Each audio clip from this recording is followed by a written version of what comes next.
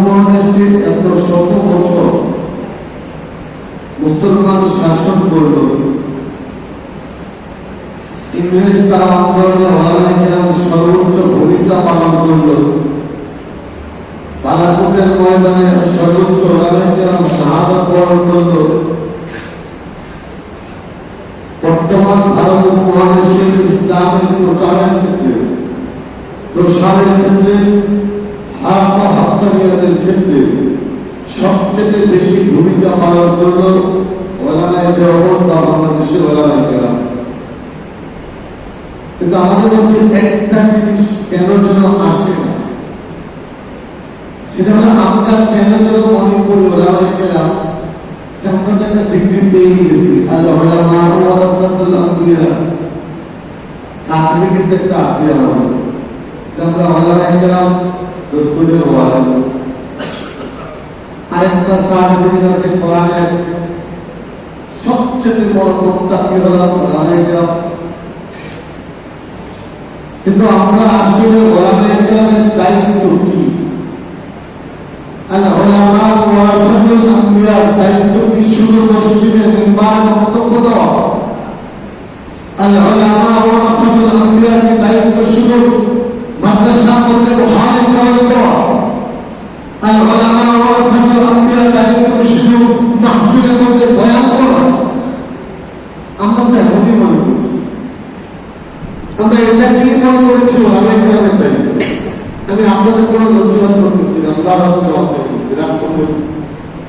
আমি শুধু আপনাদের মনে করিয়ে দিচ্ছি, মসজিদে নববীর মিম্বার থেকে রাসূল আলামী রাষ্ট্র পরিচালনা করেছেন,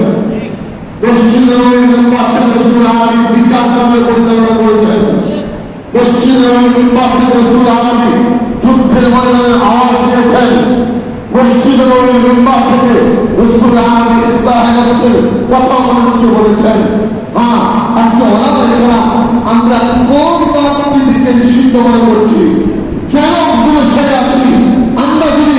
মদিনার সনদে যাই,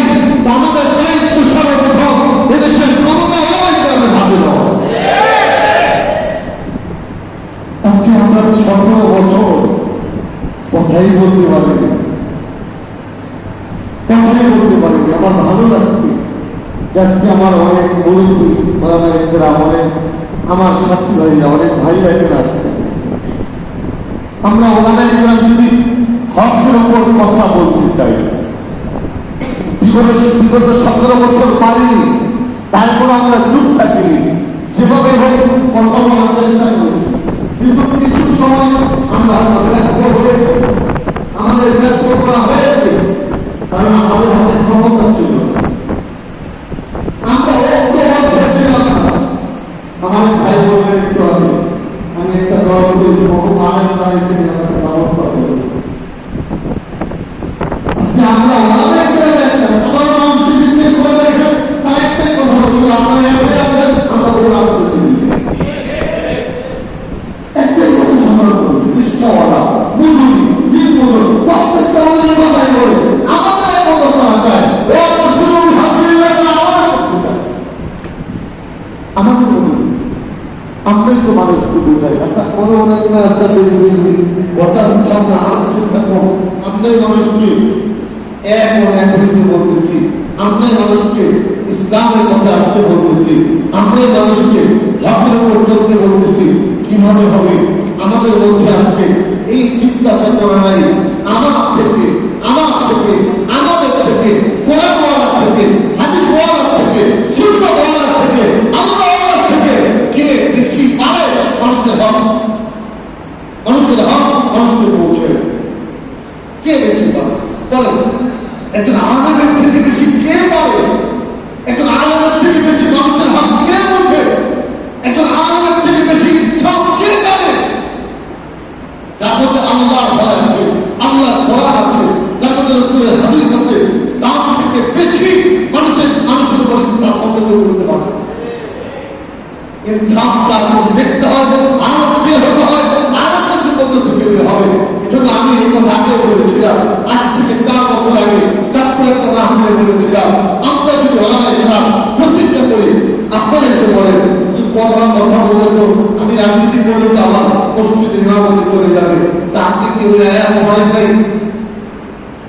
تولج الليل في النهار وتولج النهار في الليل تخرج الحي من الميت وتخرج الميت من الحي وترزق من تشاء بغير حساب আপনি কি আয়াত পড়েন নাই আল্লাহ যাকে রিজিক চায় তাকে রিজিক দান করে যাকে চায় না তাকে দেয় না সমস্ত রিজিকের মালিক আল্লাহ হায়াতের মালিক আল্লাহ মৌতের মালিক আল্লাহ আমরা এই কথা মানুষকে বুঝাই আমরা কি বিশ্বাস করি যদি বিশ্বাস করে আত্ম থেকে ওয়াদাবদ্ধ হয়ে আমরা যদি এক হয়ে মানবে আমি এখন থেকে চিন্তা হবে ওলামায়ে কেরাম চেয়ারম্যান হবে ওলামায়ে কেরাম এমপি হবে ওলামায়ে কেরাম মন্ত্রী হবে ওলামায়ে কেরাম সংসদ চলবে আওয়াজ করে এটা আমাদের প্রতিজ্ঞা হওয়া দরকার এটা আমাদের প্রতিজ্ঞা হওয়া দরকার আমরা ওলামায়ে কেরাম চাকরির ভয় আমরা করতে পারবো না অন্য সবাই করতে পারবো রিজিকের ভয় আমরা করতে পারবো না অন্যরা করতে পারবো আমরা কেমন শিখেছি আমি যদি রিজিকের ভয় করি আমি যদি রিজিকের চিন্তা করি আমরাই তো ভয় করি আল্লাহ মাহলুককে খাওয়া আমরাই তো ভয় করি তা আমরা এই চিন্তা কেন করি না আমার মালিক তো আমাকেও খাওয়া আমার মালিক তো আমাকেও জানাবে মালিক শুধু অন্য মানুষের জন্য আমার জন্য আমার মালিক শুধু আমরা চিন্তা করতে চাই আমি আপনাদেরকে বলতে চাই আমরা ওনাদেরকে কথা বলতে পারি আমরা ওনাদেরকে মানুষকে দাওয়াত দিই কত কথা আমাদের বসে করেছে কেন জানেন মনে করে চাকরি তো আমি ওরা এখনই আমার যদি আমরা এমন হয়ে প্রত্যেকে স্বাবলম্বী হয়ে যাই আল্লাহ যদি করে দেয় এজন্য আমি আপনাদের কাছে হাত করতেছি আল্লাহ এখন সময় 54 বছর পরে ওনাদের ইসলামের ঐক্যবদ্ধ হয়ে আনন্দে করতে পারে 54 বছর পরে এখন একটাই সময় ইসলামী হুকুমত বাংলাদেশের সংসদে পাঠানো আমি শুধু পাবো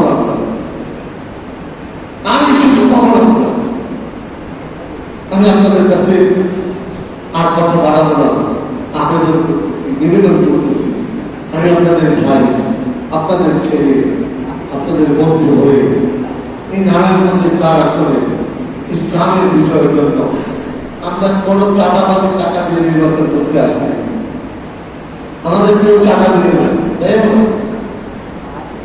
আমরা নিজের পকেট থেকে যতটুকু সামর্থ্য আছে ততটুকু দিয়ে মাঠে নামবো আপনি বলতে হবে আমরা পাস করবো আপনি যদি কথা বলেন সাধারণ মানুষ করবো বদলে সাহায্য কি সামর্থ্য ছিল ওদের সাহায্য কি সামর্থ্য ছিল তারা যদি বিজয় অর্জন করতে পারে আমরা কেন পারবো না তারা সবচেয়ে আগে যদি তারা বিজয় অর্জন করতে পারে আমরা কেন পারবো না আপনারা তো আমরা জরুরি যাতে দেশে ইসলামী হুকুমত দেখতে চাই সে দেখার জন্য আসুন ঐক্যবদ্ধ হয়ে দল মত নির্বিশেষে কে কোন দলের কে কোন মতের সেটা আমি জানতে চাই না তারা ওরা কিনা ওরা বিশ্বাস করে কিনা ওরা মানে কিনা রসুলকে মহাব্বত করে কিনা আল্লাহকে মহাব্বত করে কিনা বাস্তবে তারা বলা আছে তারা আমরা সকলেই দেখ আমাদের মধ্যে কোনো বিপদ হবে এজন্য আমি আসলে সকলে মিলে আগামী আজকে আস্তে রাস্তা দিয়ে 70-80 একটা কর্মনামাজ করে কিনা হবে যদি রাস্তায় কামনা না করি